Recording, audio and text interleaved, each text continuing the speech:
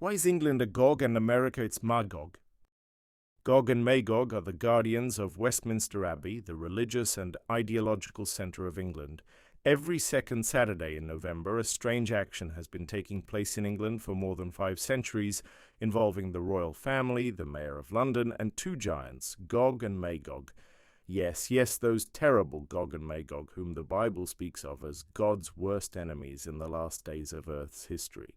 And while Zionist theologians are trying to prove to the whole world that Gog and Magog are Russia, and Russia is enthusiastically shouting that this is the case, a parade is held in London every year, the main characters of which are Gog and Magog, the national heroes of England, who are closely connected with the royal family and are the official defenders of London and the British Empire.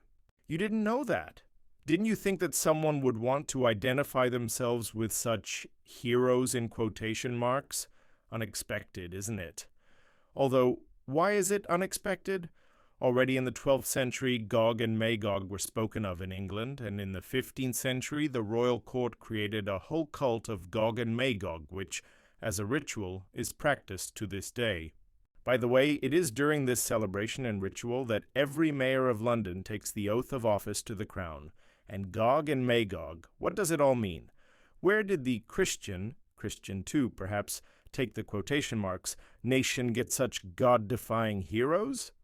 The legend of the giants Gog and Magog does not explain the situation, but it confuses it even more. After all, according to the Bible, there really were giants on earth, both before and after the flood.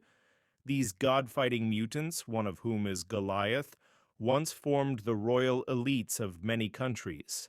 The Bible, speaking of the Israeli conquest of Palestine, he says that by that time there were almost no giants or Rephaim there, for only Og, king of Bashan, remained of the remnant of the giants. Indeed, his bedstead was an iron bedstead. 9 cubits is its length, and 4 cubits its width, according to the standard cubit. Deuteronomy, the 3rd chapter, the 11th verse, that is, Zarog was about 4.5 meters tall, if not more. At one time, archaeologists discovered many skeletons of giants, but all the finds were systematically transferred to the British Museum and never left there. But what does England have to do with it? What does Gog and Magog have to do with it? We won't know all the secrets until the time of the trial, but it is clear that since time immemorial the British Crown has considered itself in some kind of connection with the legendary Gog and Magog, the patrons and defenders of London and the Empire. So who are today's Gog and Magog really? Which nation fulfills this role? England is really Gog, or a people formed largely from the descendants of Japhet, but mixed with all the nations which in the last days of Earth's history claims the last empire, the role of king of the north, and he is, according to the Bible, Babylon. He is a 2-horned beast. In a subsequent video, I hope to talk in more detail about why America is the land of Magog. When England, this Gog, arrived in America, she became the ruler of the land of Magog. The London Saints Gog and Magog must have helped, and thus the British Crown, this self-proclaimed Gog, became the lord of the land of Magog, the king of the north, living on the islands continents. Yes, again, note this insular nature of the predominant blood of the sons of Japheth. From them the islands of the peoples were inhabited in their lands, each according to his language, according to his tribes, among his peoples. From Japhet, America was settled for the first time, from the descendants of Japhet, mixed with others, who went to the east, settled the islands, and came to America through the east. The paradox of history is that the other sons of Japhet, who went to the west, also settled the islands, but the British ones, mixed with the local peoples, conquered them, and then, through the west, reached America. Interestingly, in the prophecies of the Book of Revelation, the last beast, he is Babylon, the king of the north, the United States of America, comes out of the earth. Revelation, the 13th chapter, the 11th verse, in the language of biblical prophecies, coming out of the land means coming out of a new territory, that was not previously mentioned in the prophecies and stands apart from the central events of the history of the territory. For example, the previous beast, which was the Roman Empire and the Papal Rome, comes out of the water, which means that it appears where the center of history and peoples is located. Water in the form of a river or sea in the language of biblical prophecies means a lot of people. There are many tribes and peoples. This is the Old World. The English settlers initially treated the Indians peacefully, as they were weak. Then they destroyed the Indians as a whole.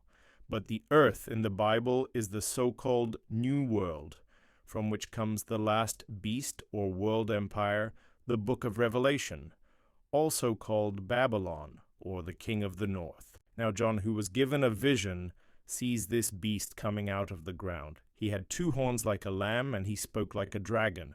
Revelation chapter 13, verse 11. What are these 2 horns? Like lambs? This is Gog and Magog. Horns in the language of biblical prophecy means states.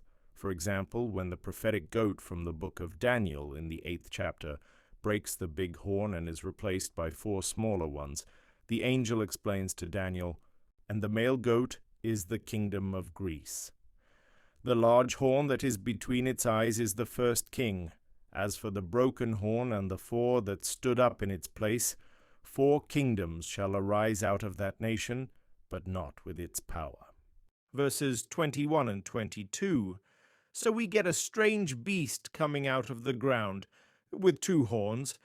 This indicates its hidden 2-part nature.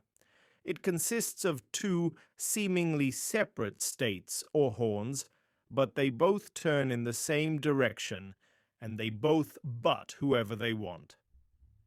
The horns of this beast are deceptive.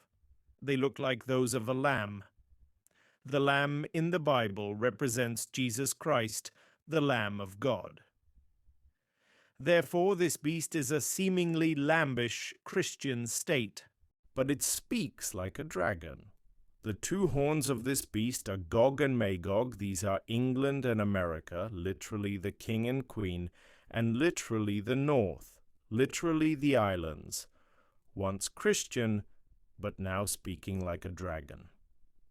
This beast, which associates its power with the giants Gog and Magog, is the prophetic Gog and Magog who comes to the Middle East from the borders of the north, that is, from the farthest beyond the sea. By the way, if you look at the meridian, America is located strictly north of Jerusalem, beyond the north, beyond the Arctic Circle. Russia, on the whole, remains to the east, and is in the prophecies of blessed Ephraim that has multiplied. Kings from the east who come, or else God brings, at the end of time to replace the fallen Babylon, that is, Western civilization, led by a 2-horned beast. There is much more to say on this issue, but we will shorten it for convenience. He who has ears, let him hear. But let's not wish harm to either England or the United States of America. We do not want them to be destroyed. We wish them salvation, and may there be prosperity in the kingdom of Holy Russia. We need them not destroyed, but as part of our promised kingdom. The whole world will soon dream of joining the sovereign union of Holy Russia. In the book of Proverbs, in the 25th chapter, it says, "If your enemy is hungry, give him bread to eat, and if he is thirsty, give him water to drink. For so you will heap coals of fire on his head, and the Lord will reward you. The north wind brings forth rain, and a backbiting tongue an angry countenance." Proverbs from the 21st to the 23rd. So stop making unhappy faces. The victory, overwhelming and complete, belongs to God and his people. The wind will change soon.